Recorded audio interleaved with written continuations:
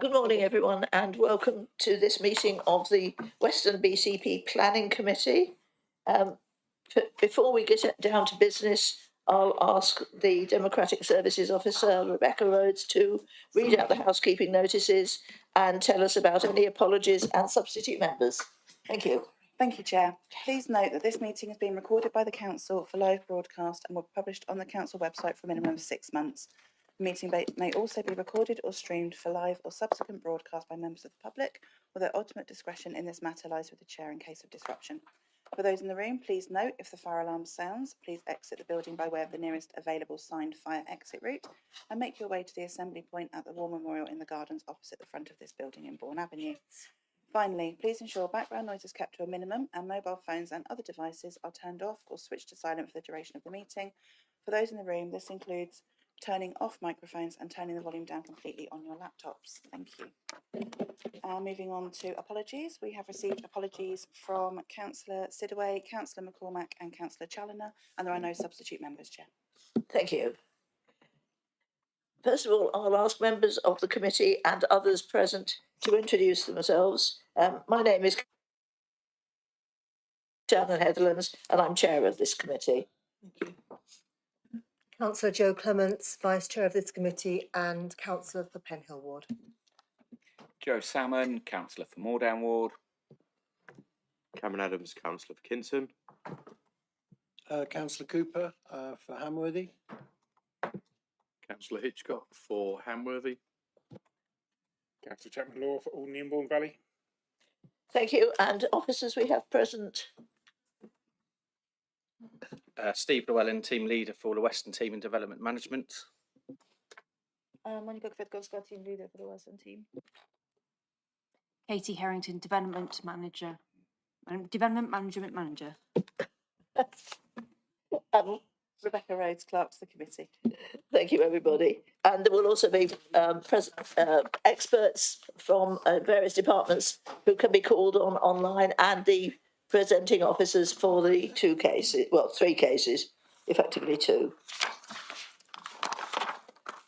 So, first of all, any members with declarations of interest in any of the items on the agenda or any matters likely to be coming up? Thank you. And we have the minutes from the last meeting, which was on the 4th of December. Are you all happy that we accept those as a true record? Can you sort of give a sound or something? Thank you. Thank you very much. So they're agreed, and I'll sign them in due course. So now we move on to the planning applications. As you'll know from the agenda, we have numbers 86 and 88 Churchill Road.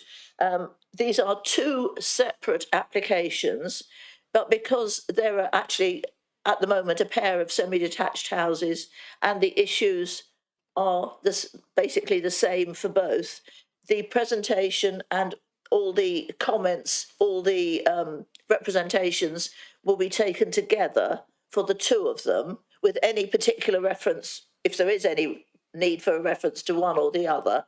But when it comes to the final vote, there will be 2 separate votes, one on 86 and one on 88. So, can we hand over now, please, to the presenting officer? Thank you very much, Chair. Good morning, everyone. Can you introduce yourself, Babatunde, by name? My name is Babatunde Aregbashola, Planning Officer, BCP. Thank you. Thank you very much, Chair. The application before us concerns 2 properties, number 86 and number 88 Churchill Road, both of which are semi-detached dwellings located on the east side of Churchill Road in residential area.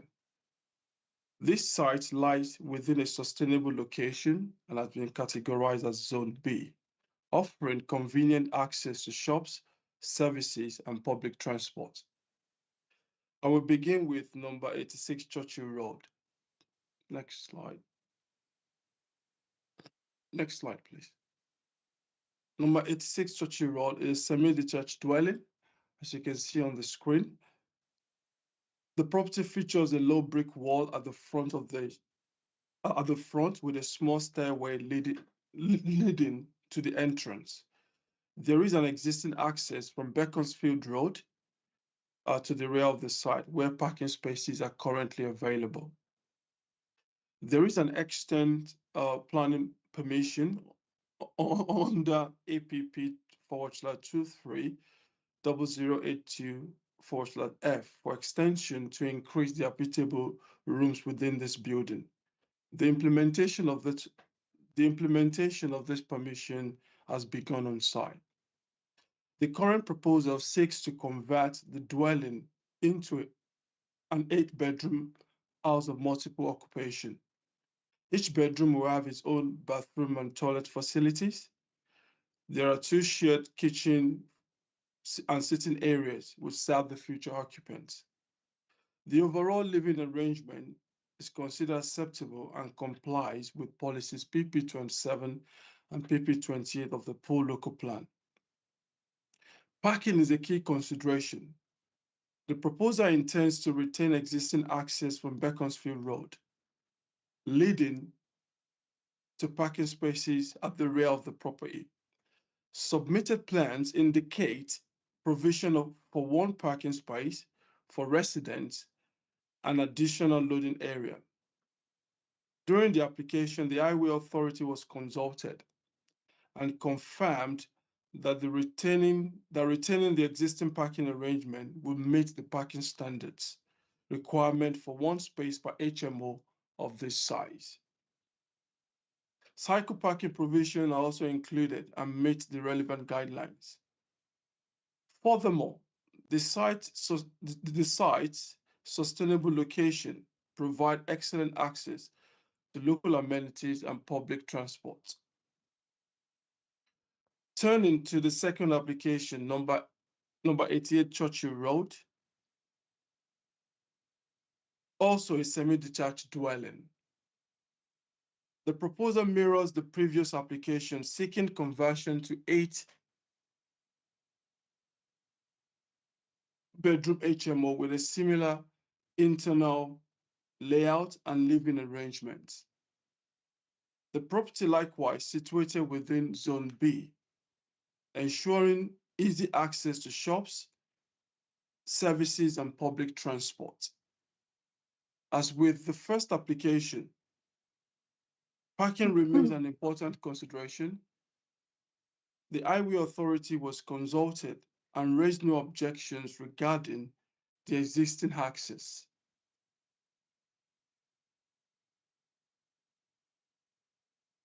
Or proposed parking provision on site. The current circumstances on site do not permit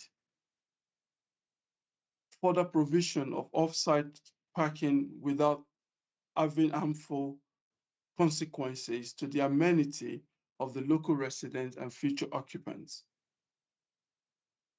Lastly, it is pertinent to note that the submitted plan showed that there will be a boundary fence demarcating the 2 sites to prevent crossing over or loss of privacy. The current circumstances on site do not permit further provision of off-street parking. The area to the rear of these properties are designated as outdoor amenity space. The proposal is therefore recommended for an approval. Thank you. Thank you.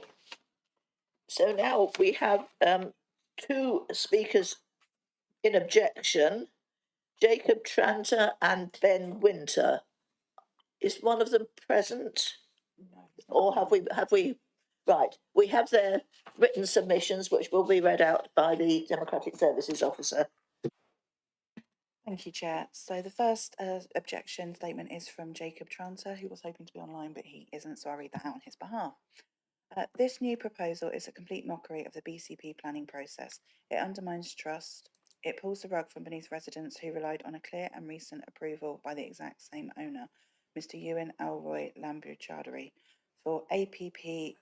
Can you just Talk a bit louder. APP 23 /00827/F and APP /25 /00143/F and APP 25 /00144/F. The original planning consent is at Churchill Road was granted on the explicit basis of conversion back to 2 single dwellings, not a HMO, not intensified use. That approval shaped expectations, decisions and confidence in the system. Now, less than 12 months after this application, we are faced with applications for 16 HMO units across the building. This is not an evolution of policy, it is a reversal by stealth. Residents are entitled to rely upon improved permissions meaning something. Allowing this scale of change so soon makes the original approval feel meaningless. The cumulative impact is ignored. 16 unrelated occupants bring pressure on parking, refuse, noise and community cohesion. This is overdevelopment by another name. Approving HMOs here would signal that initial applications are merely a foot in the door. Say one thing, deliver another later, and BCP will simply roll over. That erodes confidence in BCP Council's ability to plan strategically or consistently. It sets a dangerous precedent. This application should be refused to protect the integrity of the planning process and the reasonable expectations of local residents. The second statement is on behalf of Ben Winters. So, as an existing resident of BH12 2NE Lyle Road, cul-de-sac opposite the proposed developments, I am objecting to both of these applications on the grounds that there is already an extreme and severe shortage of residential parking on both Churchill Road and consequently in Lyle Road. This means that on a regular basis, residents of Lyle Road, many, including myself, with only one vehicle in the household, are often unable to park on the road they reside upon. With the available on-road parking facilities on Churchill and Lyle Roads already overwhelmed, there is simply nowhere to accommodate the vehicles of a further 16 plus residents, HMO one space guidelines notwithstanding. Without consideration or change of the existing parking infrastructure constraints on existing Churchill and Lyle Road residents, any HMO development of premises in this postcode which increases the number of occupants in this already densely populated area should not be considered as without the creation of extra parking above and beyond that already in existence. It will put further strain on an already overwhelmed resource. Thank you. We have no registered supporters or anyone on behalf of the applicant, so we move on to the 2 ward councillors. I probably better declare an interest because it's actually in my ward. I'm the third of the ward councillors, Councillor Millie Earle and Councillor Sandra Lacrow.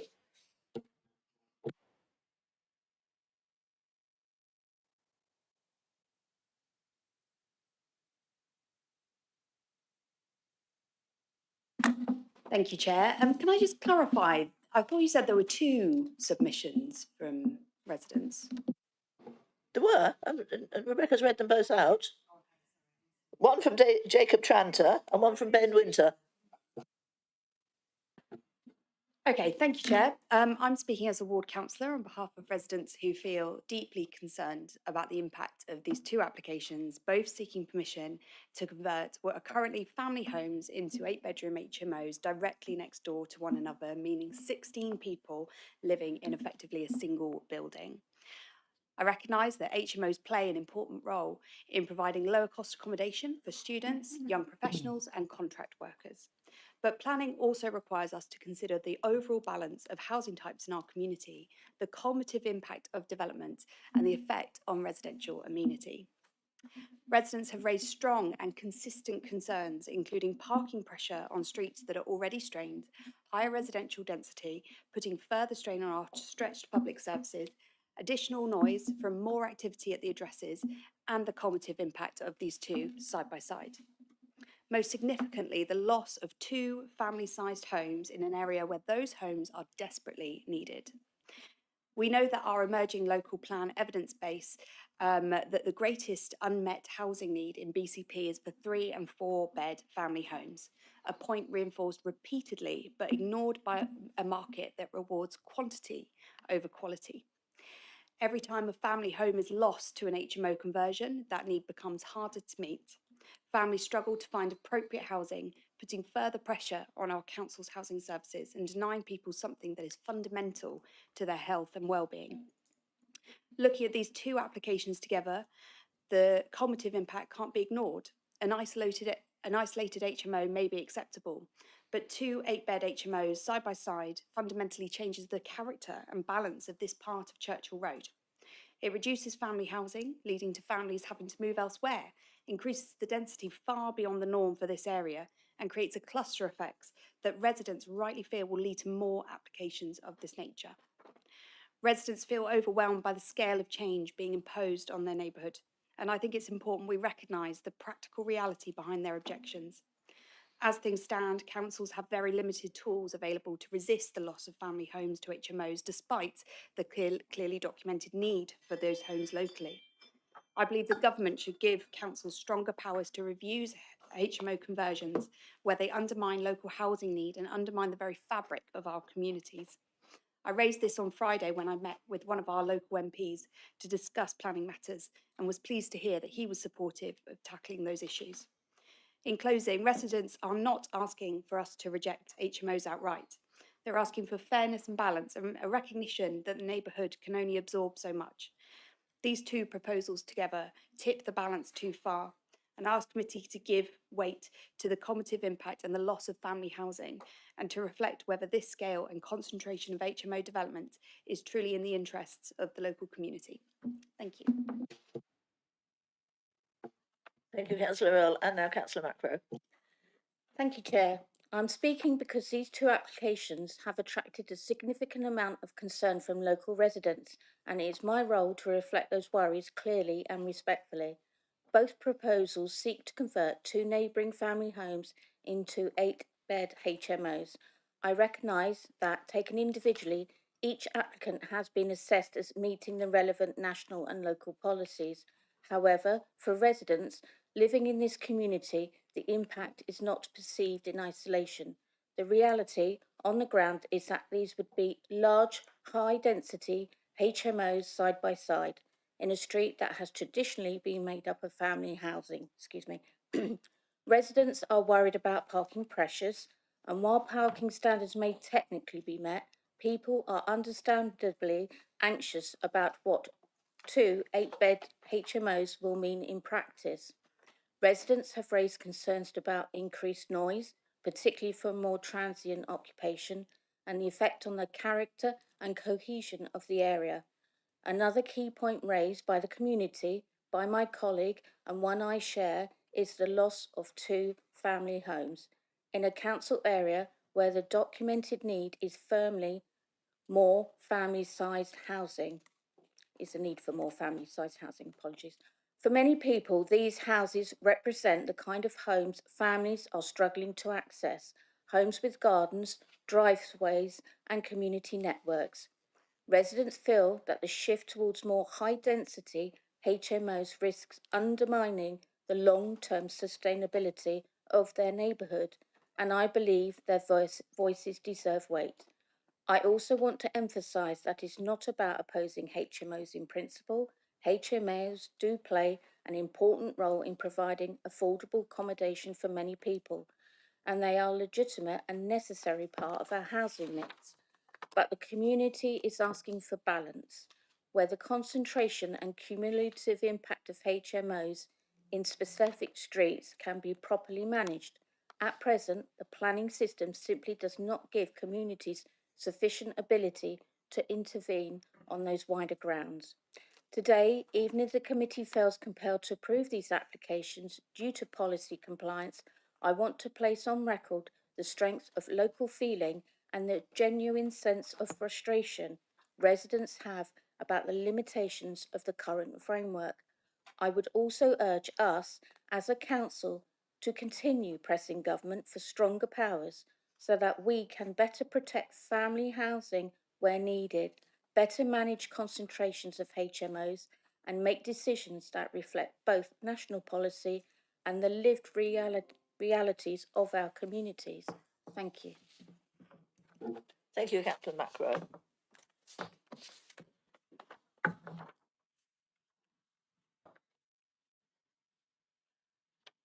So now we move on to any questions seeking for information, clarification.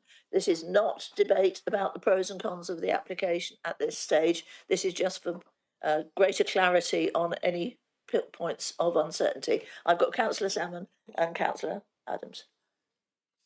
So both ward councillors mentioned the emergent local plan, so not the current out-of-date local plan, but the emerging one and the different need for housing mix.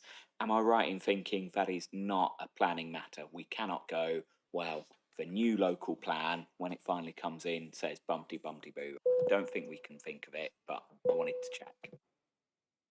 Sorry, I pressed I think the chair's button on this microphone set. So yes, unfortunately, as the local plan, a BCP local plan was withdrawn on the biting inspector. It has no material weight in this instance. Thank you. I'm sorry if I missed it in the report. The size of each of the rooms, would they have to comply with the space standards that we have for one-bedroom apartments? And if so, what are the size in square metres of each of the rooms in the unit? Yes, they will have to. The case officer can provide potentially more information about that, but I believe they were checked against the technical guidance and standards. Oh, I missed it in the report. Apologies, it wasn't there. Sorry. Any more questions? Yes, Councillor Cooper. Thank you, Chair. In relation to the parking and density of it, did the transport and environment people actually visit the site to look, or did they just look at a map and make a decision? We do have a transportation officer, highways officer present. Sorry? We do have a highways officer present at the meeting, and he may answer your questions if you wish to. So it looks, is that James? Yes. Yes. Yes. James, can you help us? So is that Yes. Can you hear me? Yeah. Okay. Yes. So I have visited the site and I have seen it. Thank you. Any more questions?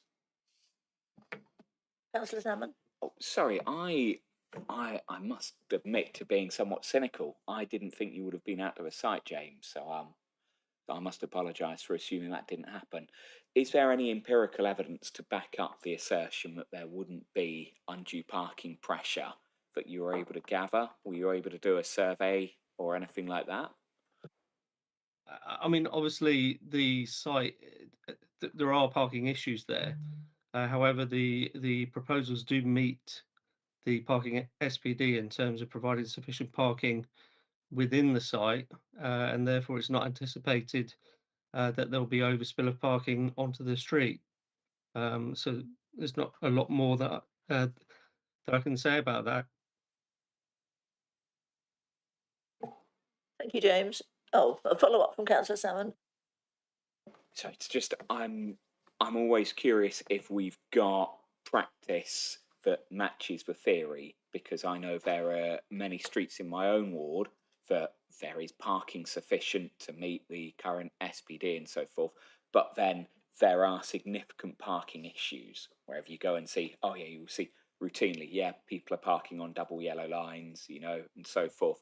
And I just wondered if there was any empirical evidence to back up that, oh yeah, in theory, this meets the parking standard, or if we could say, yep, we've got data from on this date, this was the number of free spaces, you know, on this date, at this time, this was the number of free spaces. Have we got any empirical evidence, or are we still just entirely theory on would there be a problem with parking? I'm not aware of any evidence like you suggest, but the fact remains that, you know, even though there is some parking issues within the area, as you would expect, that if a development meets the parking SPD requirements, provides sufficient parking to meet those guidelines, then there's not a huge amount we can do about that. You know, I don't know what else I can really say about that. Wrong button again, sorry. If I can just come in, Chair. Yeah. So the development of the SPT would have been evidence-based. So there would have been surveys, investigations underpinning that when it was first created. So aside in the methodology of the SPT, not just looking at parking stress, but also looking to encourage more sustainable practices. So there is the reason why partly the reason why that area is located as a sustainable area is because it is located to good bus network and sustainable transport and facilities. Thank you. Any more questions? Looks like everybody's queries have been answered. So we move on to debate about whether or not we should approve these applications. Throw it out. Councillor Cooper. Try not to be subjective on this one, but to me it looks like an example where we don't think things through for the future, because we need HMOs, but then it's being placed right in the middle of a dense community, which has obviously got community identity. People who stay there, who've lived there, probably brought up children there. And there are examples certainly in my ward in Hamworthy where places have been put, rightly so, we need housing, but it's had an impact on, they seem a little bit outside of the community, and that's created some issues. And I just wonder if those things are really thought through, because I think it seems quite clumsy. We get rid of a really nice house, we put in loads of densely packed come and go houses, because people will come and go from those houses. They won't be in there for centuries or for years even. And that will have impacts that I'm sort of concerned about, and something that we should address in future and in this application, because I find it's uncomfortable for me anyway. Thank you. Thank you. Anyone else? Councillor. So I don't like it when residents raise concerns about an issue that they're aware of, in their area, and they're told that, well, in theory, this isn't a problem, because I always think, well, in theory, everybody's got 2.4 kids, but if everybody went home and cooked 2 meals for 2 children, it'd be a disaster. That's not how it works. You have to deal with reality, not theory. But we can't do that when it comes to planning decisions. It's a flaw in our national planning framework. I can't see any reason to refuse this application on parking grounds, on noise grounds. I don't think there's been enough assessment on the cumulative impact of having 2 HMOs like this on the street. But again, I think with the tilted balance, even if there was an absolutely rock solid reason to refuse this application, we will be going, oh, but actually, because of the housing need, we have to approve this, and it would just get overturned at appeal if we did refuse it. I think it is maybe worth having a look at some of the conditions, though. I do think those could be improved. I don't know why with the waste management plan, we're waiting for a 6th person to arrive. I just want that waste management plan in place straight away, rather than waiting until the 6th person enters. I can see there is a condition around parking, which I think is probably as good as we're going to get. I wonder if there is also something we could do on noise. I don't know if there is a way we can say as a condition, the landlord or whoever the agency running this has to provide contact details for residents if there are concerns about noise, parking, other issues. If that's a realistic condition. Yeah. But I would be happy to propose for approval with the waste and potentially with additional conditions around noise and parking.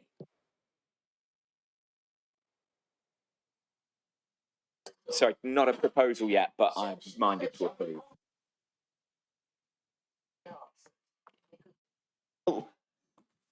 Right, so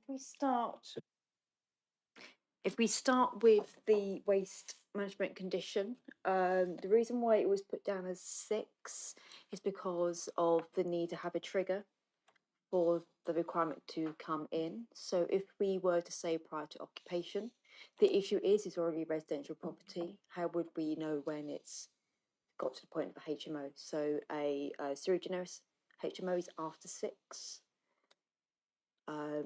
We could take that away and with agreement with Chair, Vice Chair, Head of Planning, in discussion with the agent to have a shorter trigger in terms of time-based trigger. But that's why it's currently at 6.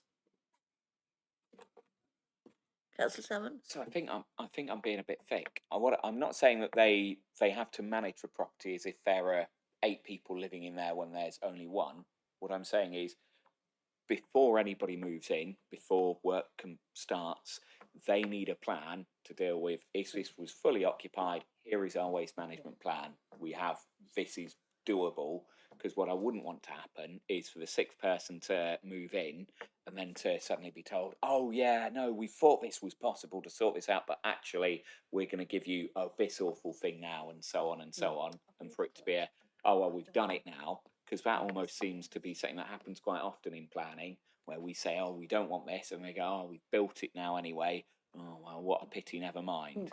You know, I wouldn't want to see that. I would want to see a robust plan prior to occupation. Yeah, absolutely. I think the trouble we have is that they are C3 dwellings now, which are occupied or could be occupied. So understand, or being able to enforce that trigger, I suggest that maybe a time-based implementation, so within 3 months of implementation, or 3 months from the date of this permission, if you were to grant consent, that such details would need to be provided. Is there a reason we can't just say immediately, right now, you know, before work starts, you have to come up with a waste management plan that will potentially deal with occupancy in these properties? I think there may be an issue in terms of operational development on site. Yeah. Whilst we may not have the waste store bin or bike stores still operational, I believe that most of the works associated with the dwellings extensions have been implemented. So from that perspective, when you say before the works start, we don't have that trigger. Can I just come in here? If we were to say 3 months, as you suggested, Yeah. with a scheme like this, presumably it's unlikely that any of the occupants will actually be in 3 months' time with any conversion work that's got to be done, or certainly not. I mean, it's quite soon, so. Well, I think the properties at the moment can be occupied lawfully by up to six unrelated persons. Yeah, but there's internal structural There work might to be get the some, yes. en suites in place and that sort of thing. I would say that yes, potentially there might be some. I can't confirm 100% because we haven't been inside. We've just visited the site externally, but they don't need any planning permission or any permission from us to do internal changes. But I mean, I must admit, to me, 3 months from granting permission, if we do, sounds reasonable. Councillor Salmon, would you be happy with that?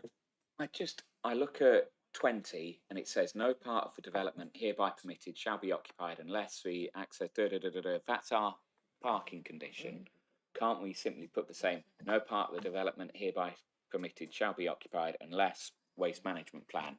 Or am I being thick and that is essentially what the sixth person would be anyway, because this would be putting a sixth person in? Essentially, yeah. Right.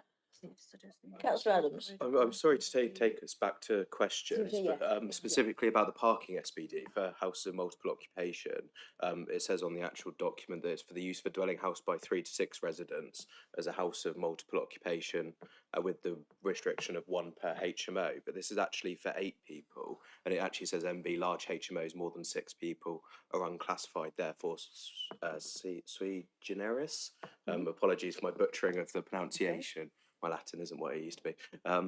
But what I don't understand is if there's 8, so obviously we're having two parking spaces for 16 units, 1 for each 8 units. So surely the parking SPD doesn't then apply if it's more than 6 people, because it specifically says in the document that it's 1 space for 3 to 6 residents in a house of multiple occupation. I could show you the copy of the thing. I just wanted to clarify that. Yeah, James. I'm hoping probably James could clarify this. Are you able to take this up, James? Yes. Can you hear me? Yeah. Yeah. Excuse me. Yes. If you go down to where it says sui generis, I believe. Yeah. Table 30, sui generis on page 44. For large houses in multiple occupation, HMOs, more than 6 people, it's still 1 per HMO. Thank you. That clarifies. That does clear it up. Sorry, can I come back? I do agree with both of the previous speakers in different ways, but I just think it's worth saying, how on earth does our SPD allow for the conversion of 2 properties with 2 spaces to then be 16 units with 2 spaces? It seems like it's a council. I get there's national issues around the use of HMOs, but it seems like it's a council issue, and we've had this SPD for 5 years now, and that's come up 3, 4, 5 times now, where there's applications we don't really like. It's going to make a lot of residents' lives a nightmare. People aren't going to be able to move in, and it looks like something that we could actually fix by changing the SPD. So in the strongest possible terms, I have every sympathy with that, but that is not a job for the planning committee. We can't change the SPD. who can just for advice. So Well, eventually full council. I mean, it went through full council when it was initially agreed. great. We have the leader of the council with us. I don't know that she is willing to come and clarify. So this SPD is the bane of my life, particularly in my community because of the conversions to HMOs, which doesn't just impact Churchill Road, it's all across the area. Our problem with being able to change any SPDs is that we don't have a local plan. So where we currently don't have an up-to-date policy, we can't layer things on top of it or clarify it in any way. That's why I'm determined to get the local plan underway, get a local plan in place, and then we can change it. But yeah, it's a legacy one which came in 5 years ago, and it is incredibly frustrating. Thank you. But outside our remit as a committee. Sorry? Yeah. Oh, yes, I don't disagree with you. Any more comments? Before I go on, Councillor Salmon, you had 2 things. You had waste as well as parking. And noise, I wondered if there was anything we could do about noise. I think probably the condition on parking is as good as we can get already, but I wondered if there was anything we could do on noise, maybe an improved reporting process. So instead of going to the council, they could go direct to the agency managing the property, or at least have a contact. Sorry, I just realised my microphone was still on. So in terms of noise, the environmental health team do have greater controls and planning. They have more greater statutory provisions. But I hear you saying about allowing better contact with residents to deal with it outside the council, so we could impose a management plan, which would enable that to happen. So would you want to make that part of your proposal? Yeah, so if I was going to propose it then, as I've got my triggers messed up for the waste plan, and it sounds like the most sensible trigger is already in place for a waste management plan. The only additional thing I'd want to see is the management plan with reference to noise, and I'd be happy for powers to be delegated to chair and the officers to draw that up. I propose that we accept this application. Thank you. So we have a firm proposal. Have we got a seconder? Yeah, I was trying to clarify that bit first. Right, no seconder as yet, but the Vice Chair wants to speak. Thank you. Thank you, Chair. Excuse me, I've got a bit of a cold. I know this area really well. I was a ward councillor there for some years, many years ago, and I lived in this community as well. Whilst I am a big supporter of HMOs, I think they have a very valuable place in our communities. They're much needed. I do feel this particular application is an example of overdevelopment and overcrowding. I think 2 HMOs in that community is fine, but not right on top of each other where you have 16 potential occupants, and for all the potential issues that have previously been raised regarding waste, parking, noise, all those environmental issues. So personally, I'm quite uncomfortable with this application, and I will find it hard to support it. Thank you. Any more speakers? Oh, Councillor Cooper. Sorry, this might sound a dumb question, but we're talking about noise. I'm reading it here, which is really good, external factors. But do we assess noise of the impact of the residents and the quality of build? Does that come in? Because I think that's significantly important in the well-being of the residents that are placed. And I've not seen it in any other plans, but it doesn't seem to mention it here. You know, so we got, one person's ceiling is another person's floor and party wall, and if we've got a packed house, the rooms are not too big to swing a mouse around him by the look of them. Do we assess that? And if not, why, in terms of planning enforcement on developers and builders when they're building properties? So it's a bit of a mixed bag of my own naivety there. But. Yeah, so that is covered under building regulations, who are more concerned with structural integrity in buildings and sort of sound insulation, that sort of thing. Where we can consider that in planning is where there's been a material change of use between different uses, as it's all residential, so different from different flats. They get adjacent to each other or one upon the other. So in this instance, there's no material concern here. Thank you. So, any more comments? So we have a proposal to agree to the officer recommendation that we approve this application. So far, it hasn't been seconded, but just to get things moving, I will second it. Just for an organisational. Can I just clarify, is this for 86, as we need to do votes on Saturday? Yes, you're going to do Yes, so 86 at the moment, yeah.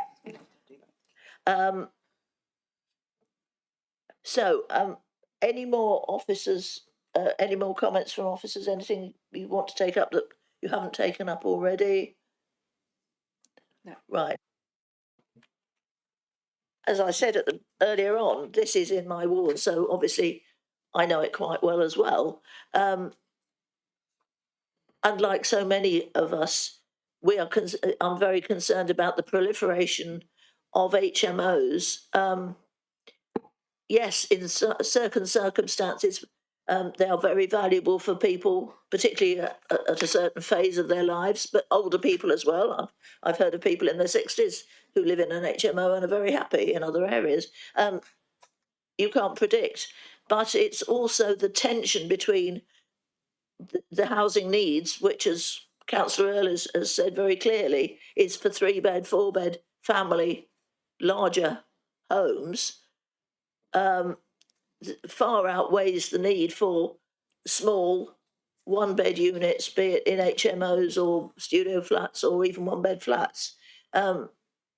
But we are very tied by legislation as a planning committee.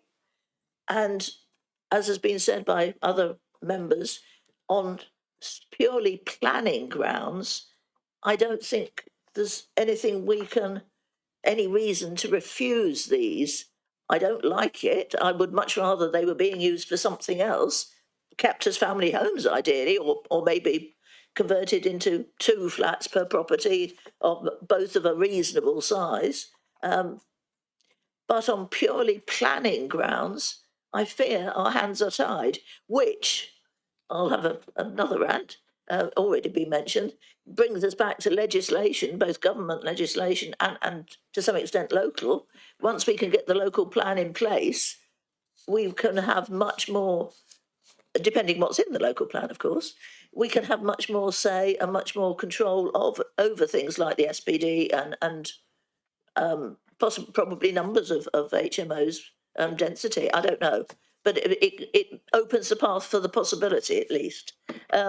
So reluctantly, I've seconded this because I honestly think on planning grounds, we can't do other than approve it. I don't like it. I don't want it.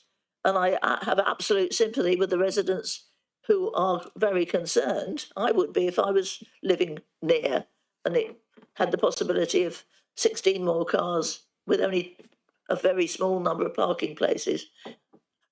We just have to hope that the people moving in do not have cars. And we do know that a lot of younger people do not have cars now.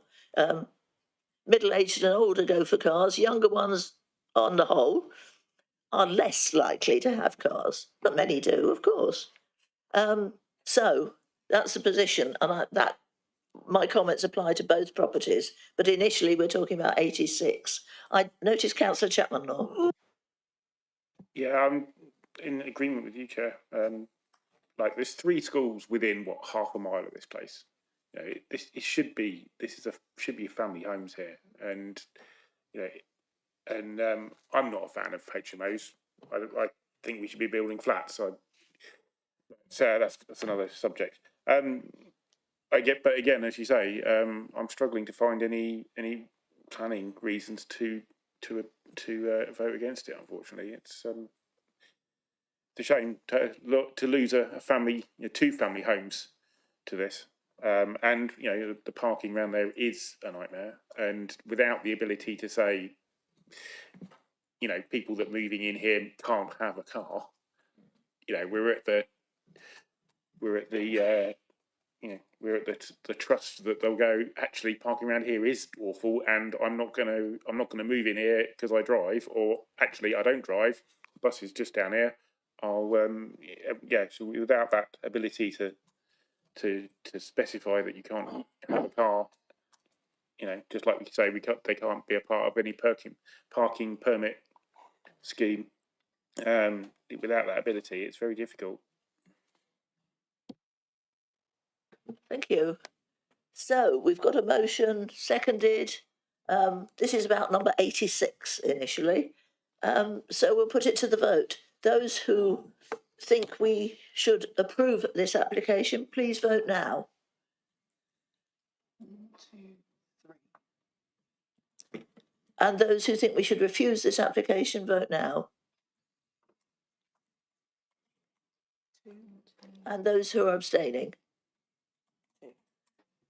So, the Democratic Services Officer will correct me if I'm wrong, but I reckon that means it's passed. Yeah, we had 3 votes for, 2 against and 2 abstentions. Thank you. So now we move on to number 88. I presume we have the same motion to accept on the same conditions. Yeah, same motion, same conditions. I just want to be really clear. I am not keen on posture politics at all. If we refuse this application, all that will happen, and we all know this, none of us are new to this committee, it will go to appeal, it will be approved, and potentially the developer will be awarded costs. That money's not coming out of our SRAs, it's coming out of the council budgets. It's going to mean less money for our wards, it's going to mean less money for residents. I'm not up for burning money on symbolic gestures. Not at all. I tell you what, if people outside of this meeting want to sort out our planning process and how broken it is, I'm up for that. But I'm not up for just throwing council taxpayers' money away because this committee's unwilling to make difficult decisions. If you want to vote against this application, I would like to hear you provide grounds on which it could be refused and that decision could be defended in front of the planning inspector. Because I tell you what, I don't like this application any more than anybody else does in this room. And so if you feel that you can vote against this or the other one, I want to hear what your reason is that you would give to the planning inspectorate that wouldn't take money out of our council budget. And I think it's irresponsible to vote against something that you cannot provide a valid planning reason to oppose. I don't like it. Thank you, Councillor Salmon. So now we're voting on the application for 88 Churchill Road. We've got the motion to accept on the basis of the additional conditions as in the document and the additional condition on a management plan. It's been seconded. Those who wish to approve or feel we must approve this application, I don't think anyone really wants to. Perhaps I shouldn't make that judgment. Those who think we must approve this application, please vote now. 1, 2, 3. And those who think we can refuse it, vote now. And those who are abstaining, vote now. So again, that is passed. Thank you, everybody. Can we have a quick pause to switch officers? Yes, we'll just take a slight break before we move on to the next item, item C. And thank you, everybody, for taking part and for speaking.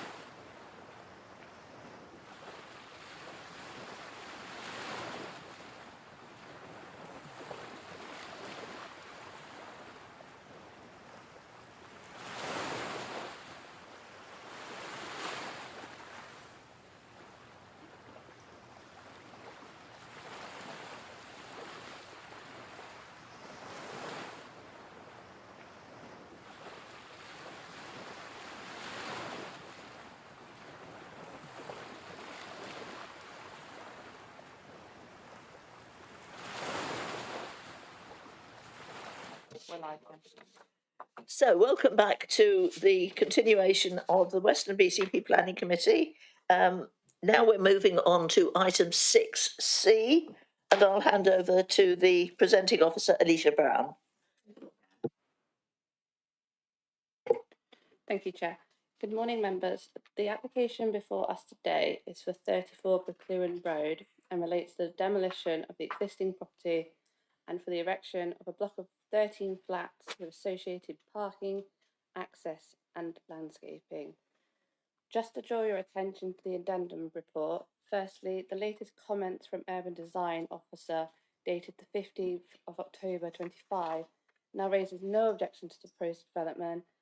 There is also an amendment to condition 9 for the condition relating to surface water management scheme, which refers to within that condition 7, it should be 8 instead of 7. And additionally, a condition to be added in relation to accessible homes in accordance with the submitted plans.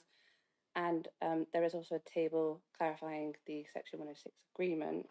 Additionally, condition 13 and 14 have been duplicated. Condition 14 should be substituted for a condition requiring that the development be carried out in accordance with the agricultural method statement and tree protection plan.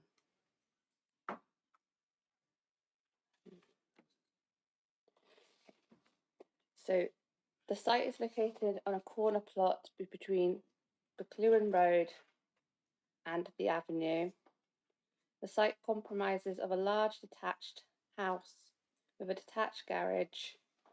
There is an in and out access to the front of the site of Bucluan Road, and there is also a pedestrian access from the avenue, and around the boundaries of the site is a variety of trees and shrubs. For more context, you can see here the application site with the red pin. Along the avenue to the east of the site is characterised by larger buildings, many of them blocks of flats as shown by these red circles. Bucluan Road is situated to the north and is predominantly characterised by large detached buildings as shown by the detached dwelling houses as shown by the blue circles. And further towards along the avenue towards the south is Branksome Chine Gardens and Beach. In the photos displayed on screen is the application site when reviewed from Bucluan Road, and on the right is the application site when viewed directly from the avenue, and if you see this white wall here, that denotes Bucluan Road. Excuse me, is it okay if we turn the volume? Sorry.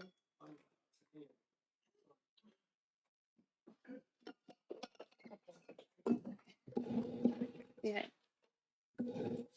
Is that better? Sorry. The proposal is for the erection of a block of 13 flats. There is an exempt consent for a block of 10 flats on the site, which was granted on the 21st of August 2023. The exempt consent is a fallback position, and as such, the principle of the flats has already been agreed on site. The height of the building has been amended during the course of the application stage and is noted by this green outline. The height has been reduced by approximately 1 metre. This slide shows you the current proposal with the so there's the current proposal, and then the green outline shows the scheme before the amendments.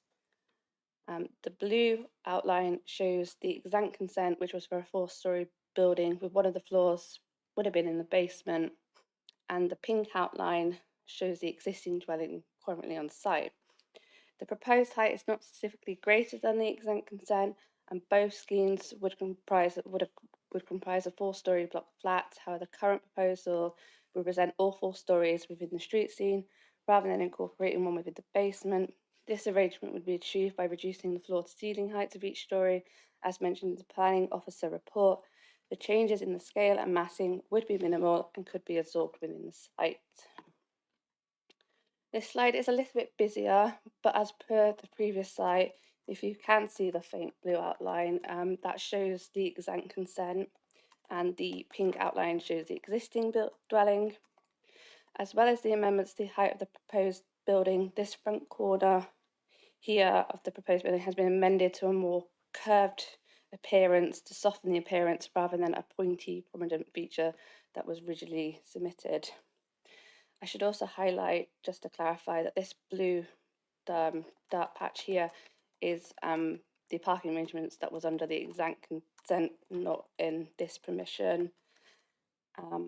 Also, the only vehicle access now for this proposal would be here on behind these trees, and there is also pedestrian access still from the avenue here. Highways raised no objection to proposed development, and there is sufficient parking and cycling provisions being provided on site. The Waste Authority raises no objections, and there is bin provisions provided within the bin store here. There is also no objection from ecology and the environmental health. In terms of neighbour amenity, the closest building to the flats is 56 the Avenue, which is about 7 metres to the south. Windows on that side have been designed with minimal openings, which would limit any loss of privacy caused by the proposal. There are balconies and terraces on the front of the proposed building.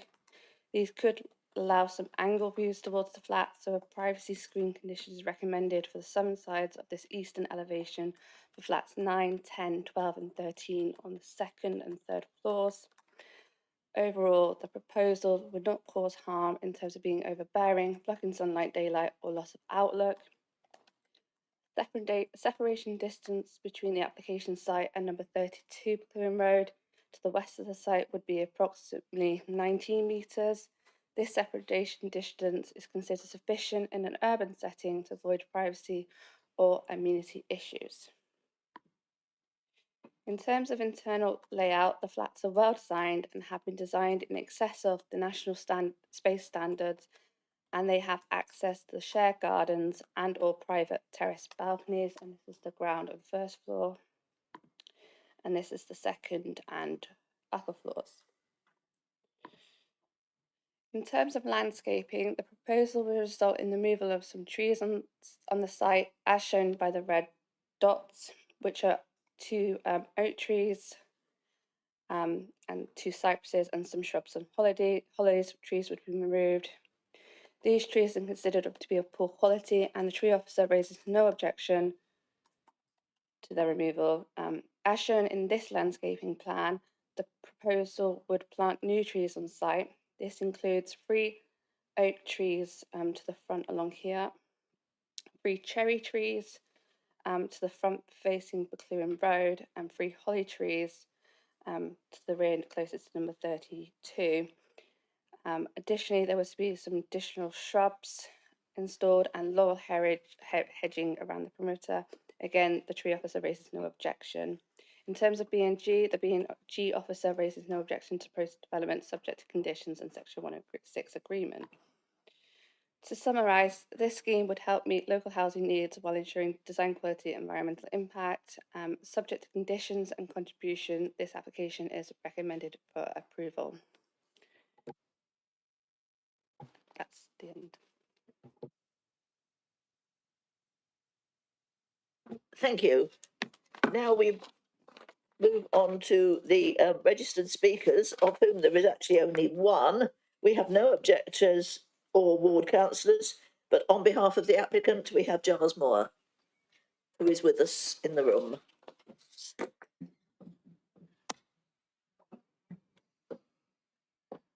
Good morning, councillors. Thank you for the opportunity to speak in support of the application on behalf of the applicant. The applicant has worked proactively with the officers, and amendments have been made to the proposal, with the outcome being that the application is before you this morning with a recommendation for approval, a recommendation that it's hoped you're able to support. As you have heard, your highway officer, tree officer, ecologist, drainage engineer, B&G officer, waste and recycling officer and environmental officer all raised no objection to the proposal, and we are grateful for the confirmation that the urban design officer having reviewed the amended plans, concludes that the changes contribute positively to the overall quality of the development and as such does not raise an objection to the proposal. As detailed in the committee report, the proposal has been assessed against local and national policies, with the conclusion being that the development is acceptable in all regards. As you'll be aware, the site benefits from the extant planning permission to demolish the existing detached building, being a residential dwelling, and erect a block of 10 flats. Most notably, this extant scheme takes its access from the avenue, and the approved access will involve carving through the established landscaping along the avenue frontage and disrupt the street scene. The proposal before you utilises the existing access and maintains the landscape features fronting the avenue. As you've seen, the site occupies a corner plot. The adjacent site at 56 the avenue comprises a 4-storey development that has been built out recently and is now occupied, and the adjacent site at 21 Bucky Road comprises a 3-storey development. The proposed development has been carefully designed to respond positively to the established character of the locality. The design approach employs contemporary architecture with traditional residential proportions that respects the prevailing building line and rhythm of the street scene. The scale and height of the proposal are comparable to that of the extant permission, parameters which have already been considered to be acceptable. Due to the site's topography, the application site is higher than 56 the avenue, and the position of the proposed floor levels would preserve the sloping character and the hierarchy of built form reflecting the gradient of the avenue. There will be a separation distance of circa 7 metres between the built elevations and the north side of 56 the avenue, ensuring the building should not appear cramped. Similarly, the separation distance to 32 Blackey Road and intervening dense landscape ensures a harmonious relationship. The applicant's arboriculturist has worked with the council's tree officer to ensure that the arboricultural information and landscape plans include appropriate planting and appropriate species. It's confirmed in the committee report that there are no concerns with regard to trees either during construction or once the development has been completed. To reiterate, the committee report confirms that the scheme is acceptable. The proposal will deliver much needed housing in a sustainable location. The tilted balance applies in favour of the application, with the proposal contributing an additional 12 dwellings to the council's housing land supply, and the applicant has agreed to secure a contribution towards affordable housing as part of the 106 agreement. I trust you're able to support your officer's recommendation and approve the application. Thank you. Thank you, Mr. Moore. So now committee questions, clarification, information, or are you all happy with the information provided and that you've heard so far? Right, Councillor Salmon. I'm not totally convinced on my reading of the report that we can dismiss the objection of the urban design officer, because it reads to me like they've clearly identified where there is a conflict. I think there's been an update, hasn't there, on that? Oh, sorry. So there has been an update and they now no longer object. Correct. Yeah. And is that in my papers or am I just being thick? It was. Okay, I am being thick. Sorry.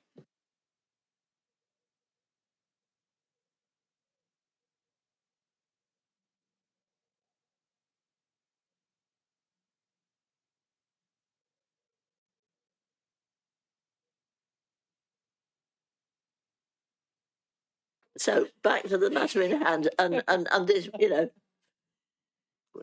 levity aside, any more questions, any more clarification? Right, on to debate then.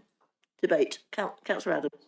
For the record, Councillor Salmon, I don't think you're thick. But for the, I mean, compared to the last one, obviously there's plenty of parking. That's a good start. No, it's I think given the last one was obviously they're all taken independently, but I think looking at the application, it meets the parking requirements. It's a well-designed building. I don't think you're using Councillor Salmon's intelligent words. I don't think there's any sort of lawful basis to object. So I'd be happy to propose, subject to the conditions set out in the report. Thank you. Anyone happy to second? Councillor Hitchcock. Seconded. Thank you. Any more debate on this? Right, we'll move straight to the vote then. Okay. But first of all, comments from officers. Anything you want to follow up on? I just remind the chair that the recommendation is grant subject to section 106, including amendments on the amendment sheet. In addition, a removal of condition 14 and its replacement with a condition for Implementation of the AMS. implementation of the AMS, which we can provide wording for now rather than after committee, if that's preferable. Well, if you can provide it, if you can provide it now, so much the better.